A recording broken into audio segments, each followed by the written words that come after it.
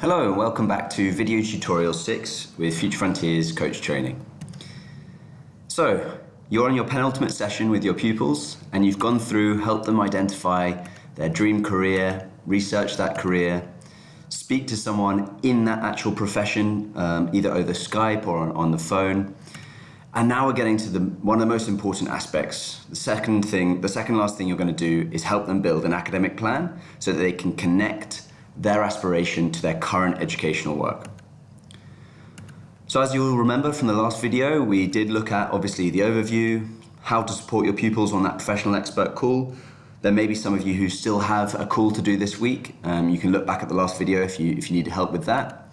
We looked briefly at considering work experience as the extension activity and also mapping out the educational pathway. What we're going to look at in this session is the flight path and using the flight path tool.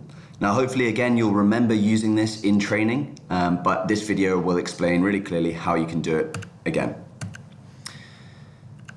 So you should already have filled in these sections of the academic plan, the separate piece of paper for each of your pupils, and come up with your target GCSEs for that pupil's dream career.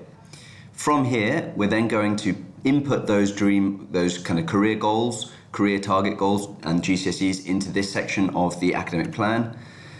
And then working from the current grades, you're going to be able to put them up. If you want to start off at this point by putting in the GCSEs from the top boxes into this box, that would be a good place to start.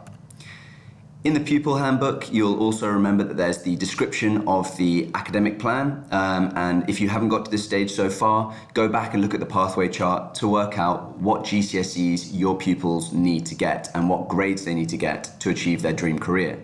The most important bit is deciding whether they need 5 GCSEs with at least a 4 to 9 and an A in a specific, or A and B in a specific subject they want to study at A level, or if they just need to get those 5 passes at GCSE. Remember, all your pupils will probably be doing more GCSEs, but we're just focusing on the top 5.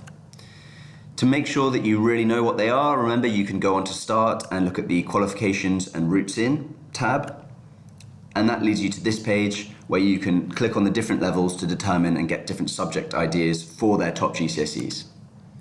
In the pupil handbook, you'll see we've done the professional experts, and this session is about focusing on the academic plan. Okay, so let's go into it. Using the flight path tool is very simple. You'll see there are clear instructions on your coach handbook. But essentially what we're doing is starting from their GCSE target grades on the right-hand side, their current grades on the left-hand side, and then making a pathway up through either year 9 and year 10, or if they're in a different year group, your academic plan will look slightly different. So the first thing you do is obviously go into the flight path tool, which is in the coach portal. We'll go on there in a second. You enter their year group, what kind of format of grades they have, their current grades, and then their target GCSE grades. You hit calculate and then you fill in the academic plan. There are clear instructions in the pupil handbook, slightly shortened, again going on to the flight path tool, inserting their grades, their target grades, and clicking calculate. See, it's really clearly explained for them here.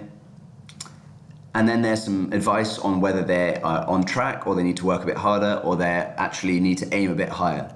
So red means that they are below their target and they should discuss with their coach how they can improve. Green means that they're on track, and blue means they're actually currently working at a higher level, so they should push up their career target grade. What you'll then be able to do with that is, having already filled in this information in the previous session, and having already filled in their career target grades and their current grades, you'll then be able to fill in the 2 spaces in between with that flight path tool calculator.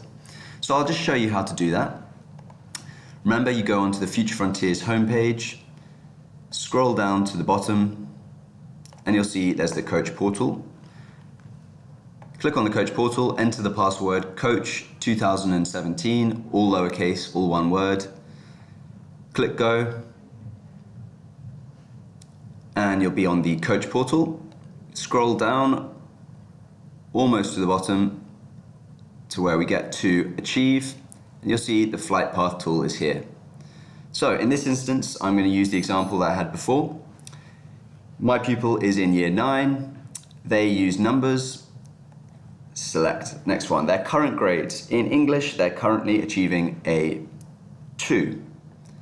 So I select 2. In maths, they're currently achieving a 3.